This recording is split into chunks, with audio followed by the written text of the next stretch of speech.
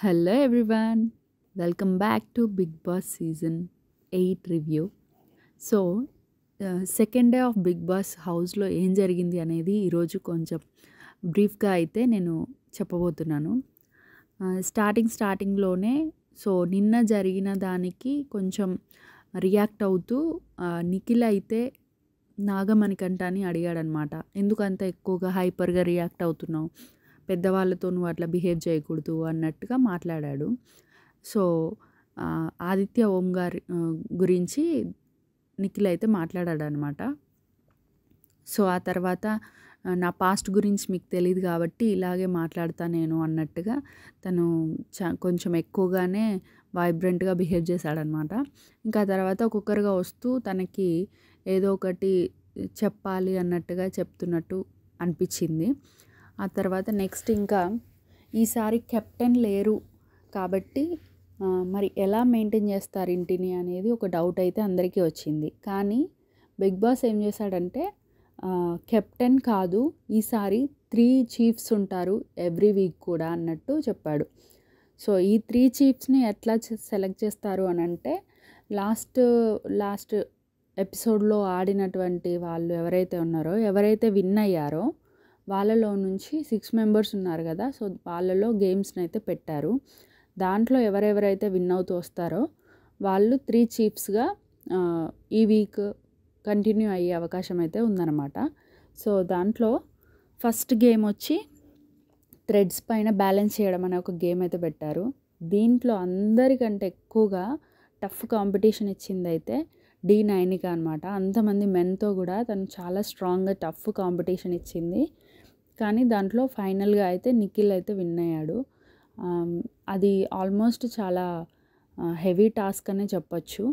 So అందుకని నిఖిల్ అయితే win అయ్యాడు.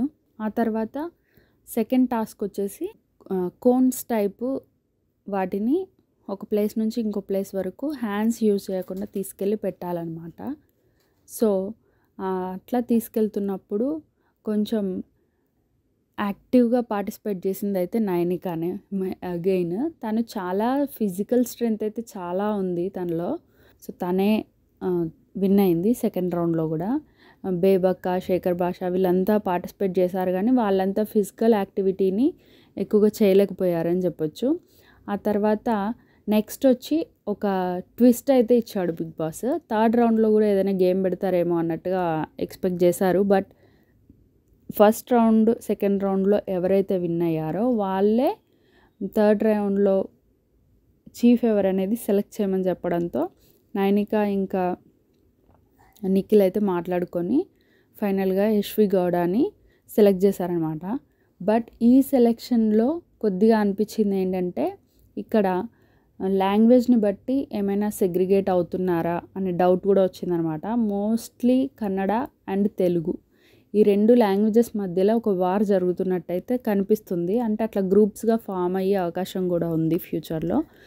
సో ఆబ్వియస్లీ ఉంటుంది కొంచెం అట్లా లాంగ్వేజెస్ అందరూ ఒక చోట ఉన్నప్పుడు ఒకటేలాగా బిహేవ్ చేయడం లేదంటే గ్రూప్స్ ఫామ్ అవ్వడం అనేది జరుగుతుంది కదా. సో అట్లా వాళ్ళు యశ్వి గౌడని అయితే సెలెక్ట్ చేశారు.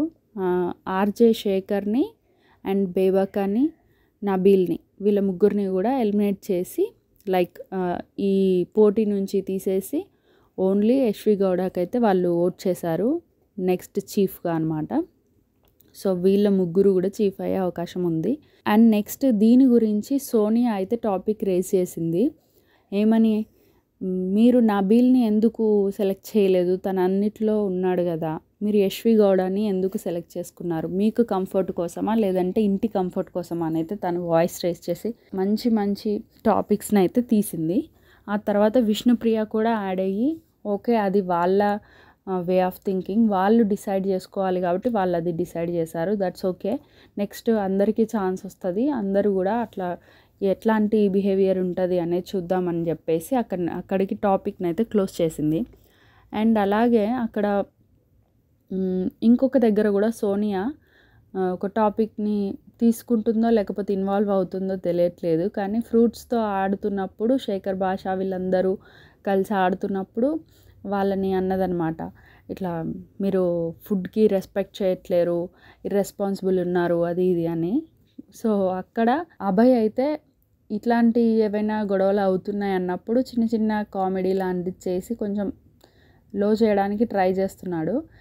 బట్ శేఖర్ భాష వెళ్ళి మా ఫుడ్ మా ఇష్టము, ఎవరి ఫుడ్తో వాళ్ళు ఆడుకుంటారు, ఏమైనా చేసుకుంటారు, వాళ్ళు అట్లా తింటారు, what is your problem, this is everyone's property అన్నట్టుగా చెప్పాడనమాట. సో అక్కడికి అది కూడా క్లోజ్ అయిపోయింది.